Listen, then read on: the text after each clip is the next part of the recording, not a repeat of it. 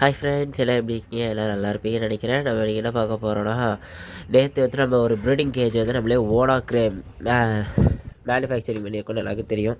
நம்மளே ஓனாக க்ரியேட் பண்ணியிருக்கோன்னு எல்லாருக்கும் தெரியும். அந்த கேஜில் நம்ம வந்து ஒரு ப்ரீடிங் பேர் வந்து ஓவரடி ப்ரீடிங் பேர் வந்து நம்ம ப்ரீட் பண்ணுறதுக்காக போட்டிருந்தோம்.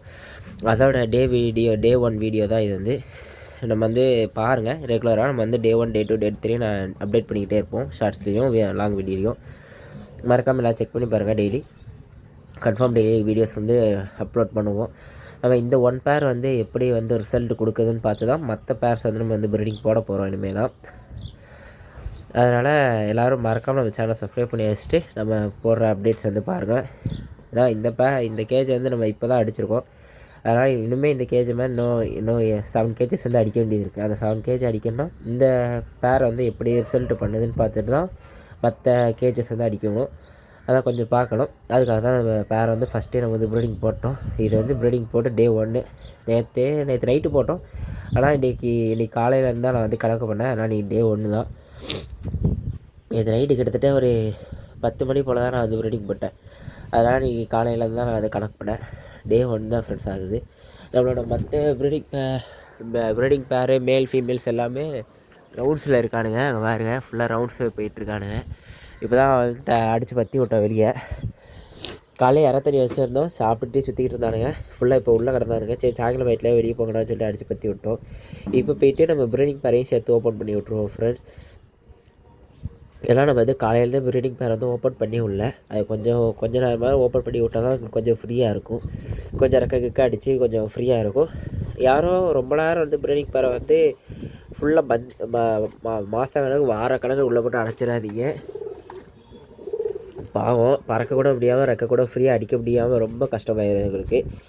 2 கேஜ் வச்சுருக்கீங்கன்னா பிரச்சனை இல்லை. அப்படி உள்ளேயே ப்ரீடிங் பேரை உள்ளேயே போட்டு லாக் பண்ணிக்கலாம். இதுவாக சின்ன கேஜி இல்லை, இதோட சின்ன கேஜி 1.5 வச்சுருக்கீங்கன்னா சாயங்காலம் போல் ஈவினிங் டைம் போல் ரெக்கையை கெட்டியாவது வெளியே கொஞ்சம் ஒரு 1/2 hour 1 hour வந்து வெளியே தூக்கி போடுங்க. ஒரு நாளைக்கு ஒரு 2 மணி நேரம் நீங்கள் வந்து அந்த புறாங்களுக்கு கொஞ்சம் வெளியே வந்து நடக்க விட்டாலோ இல்லை பறக்க விட்டாலோ அது கொஞ்சம் நல்லாயிருக்கும். அது பேரை வந்து இப்போ பறக்க விட போகிறதில்ல, நடக்க தான் விட போகிறேன். ஏன்னா இதுவுமே ஃபுல் ரெக்கைங்க வந்து விரியலை. இப்போ ஈவினிங் 5 o'clock நியர்பை ஆகுது.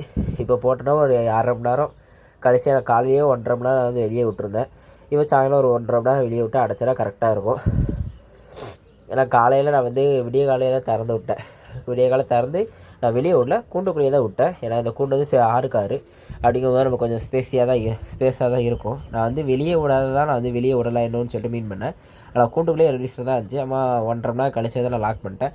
இப்போ வந்து நான் கொஞ்சம் வெளியே விட போகிறேன். நிறைய பேர் இந்த ப்ரீடிங் கேஜ்லேயே வந்து மாத கணக்கில் அந்த சிக்ஸ் பொறிக்கிற வரையுமே போட்டிருப்பீங்க. அது மாதிரி தயவுசெய்து யாரும் போடாதீங்க ஃப்ரெண்ட்ஸ். அது வந்து ரொம்பவே கொடுமைப்படுத்துகிற மாதிரி இருக்கும் அந்த பேரை. ஆனால் இந்த கல் வந்து எதுக்காக, இந்த ஓடு எதுக்காக வச்சுருக்கோன்னா, நம்மளோட நம்ம இன்னும் லாக் வந்து வாங்கி போடல. இதுக்கு வந்து லாக் வாங்கி போடல.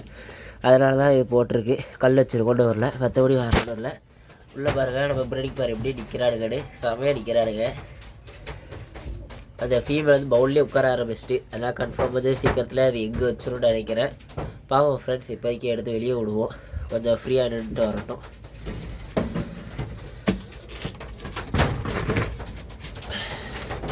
ஃப்ரெண்ட்ஸ், அதுக்கு மேலே அந்த கட்டையை தூக்கி ஓரம் வச்சுக்கிடுவோம். நம்ம கூண்டுக்கு மேலே தகரத்தில் வந்து எல்லா புறாவும் இறங்கியிருக்கானுங்க. அதான் சத்தம் கேட்குது. இந்த கூண்டு ரொம்ப கீழே இருக்கிறதுனால என்னால் உள்ள கைவிட்டே பிடிக்க முடியல ஃப்ரெண்ட்ஸ். கையே எட்ட வேண்டிங்க, அவ்வளோ தூரம் உள்ளே போய் கிடக்கானுங்க. மாற்றி உள்ளே விட்டு பார்ப்போம். மாற்றியே உள்ளே விட்டால் கூட என்னால் பிடிக்க முடியல. வா ரெடியா, அடியில் வச்சோன்னா அதுவே தானே வெளியே போயிடும்.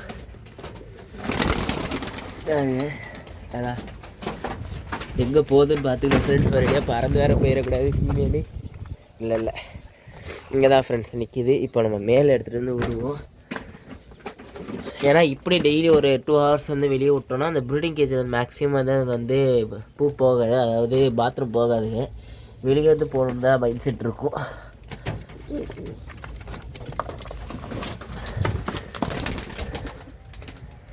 அதுவும் ஃபீமேல் பக்கத்துலேயே போயிட்டு இப்போ வாங்க வெளியே போய் நம்ம கொஞ்ச நேரம் உட்காந்து இருந்தோன்னா கொஞ்ச நேரம் இருந்துட்டு அப்படியே தானாக அதுங்க வந்து உள்ளே போயிடும்.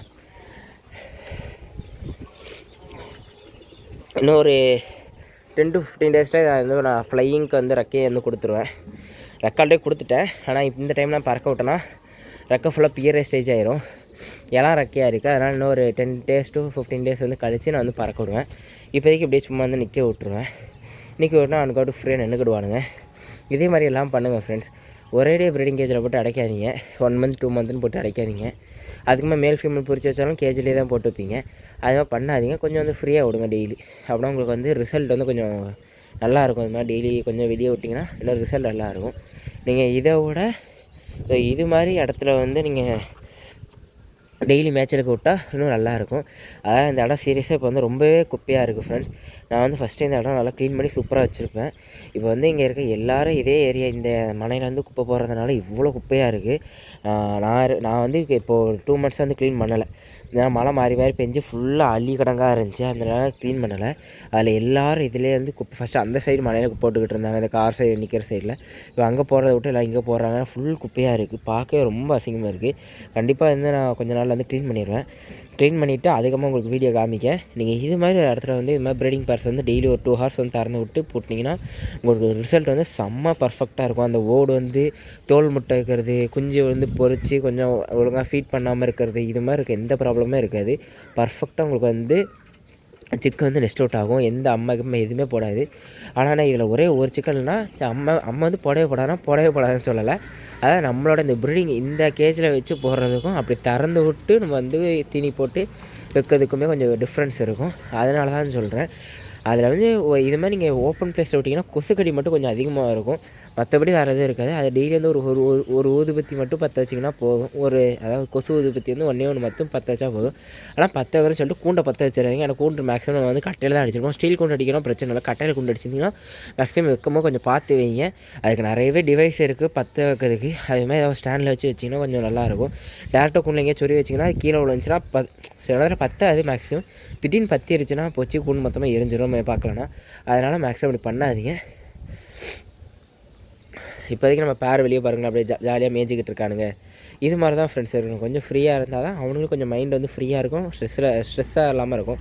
ஏன்னா ஸ்ட்ரெஸ்ஸாக இருந்துச்சுன்னா மேக்ஸிமம் வந்து ப்ரீட் ஆகாது. ப்ரீடிங் வந்து ஒரு சக்ஸஸ் ஆகாது. நமக்கு நம்ம ஸ்ட்ரெஸ் இல்லாமல் கொஞ்சம் ஃப்ரீயாக இருந்தால் தான் நல்லாயிருக்கும். இப்போ கன்ஃபார்ம் வந்து பேர் வந்து ப்ரீட் ஆகும். இற ஊட்டிக்கிட்டு கன்ஃபார்ம் வந்து மேட்டிங் ஆகும். பாருங்கள் இற ஊட்டுற அந்த இற ஊட்டுறதுக்கு பக்கத்தில் போனானுங்க. நான் கை காமிச்சோடனே இறையை நிப்பாட்டிட்டானுங்க ஊட்டுறத. இதுமாதிரி மாற்றி இற ஊட்டினாலே மேக்ஸிமம் வந்து ப்ரீட் ஆகி ஒரு 15 daysக்குள்ளே வந்து அதாவது முட்டை வச்சிடும் அர்த்தம். இங்கே பாருங்கள் இற ஊட்டிக்க ஆரம்பிச்சிட்டானுங்க. பார்த்திங்கன்னா உங்களுக்கே தெரியும் ஃப்ரெண்ட்ஸ். பாருங்கள் மாறி இற ஊட்டிக்க ஆரம்பிச்சிட்டானுங்க. கண்டிப்பாக இன்னும் ஒரு 10 days to 12 days எனக்கு கன்ஃபார்ம் வந்து எக் வச்சிருவான் நம்பிக்கை வந்துட்டு. ஏன்னா மீட்டிங் ஆகி கரெக்டாக ஒரு 15 days வந்து கன்ஃபார்ம் எக் வச்சுருவானுங்க. அதனால் நமக்கு ஜனவரி ஒரு 2ஆம் தேதி நியர்பை எக் வச்சுருவானுங்க நம்பிக்கை இருக்குது. February 15 கன்ஃபார்ம் சிக்கன் வந்து நெக்ஸ்ட் அவுட் ஆகும். பார்ப்போம் இவனுங்க எப்படி பண்ணுறானுங்கன்னு. ஏன்னா இன்றைக்கி வந்து December 25 December 2025 கன்ஃபார்ம் வந்து எனக்கு தெரிஞ்சு ஒரு ஜனவரி அதாவது 10 January 2026 கன்ஃபார்ம் எக் வைப்பானுங்க நான் நம்புகிறேன். பார்ப்போம் அன்றைக்கி எக் வைக்கிறானுங்களா இல்லையான்ட்டு. ஏன்னா இன்றைக்கே கன்ஃபார்ம் மீட்டிங் ஆவானுங்க. மேலேயுமே நிறைய புறா வந்து நமக்கு மீட்டிங் ஆகிட்டு தான் இருக்குது. இங்கே பாருங்கள் காட்டுப்புறா நம்ம வீட்டை சுற்றி பறந்துக்கிட்டு தான் கிடக்கானுங்க. பாருங்க ஒரு காட்டுப்புறா வந்து இறங்குறத நம்ம சத்திரலாம் அழகாக வந்து இறங்குது. ஒரு காட்டுப்புறா பார்த்திங்கன்னா உங்களுக்கே தெரியும் செம்ம அழகாக வந்து இறங்குது. இது வந்து காட்டுப்புறானா காட்டுப்புறா கிடையாது. நம்ம வீட்டில் வளர்ந்த புறா தான். கொஞ்ச நாள் வெளியே போயிருந்துச்சு இப்போ ரிட்டன் வந்திருக்கு. வேறு ஒன்றும் இல்லை. அது போக நம்ம புறாக்கள் சில இது இதில் நிற்கிது. அது ஒரு பொடலை கொடி கீழே வந்து போட்டிருந்தோம். அதுவும் மேலே இப்போ ஏறி வந்திருக்கு.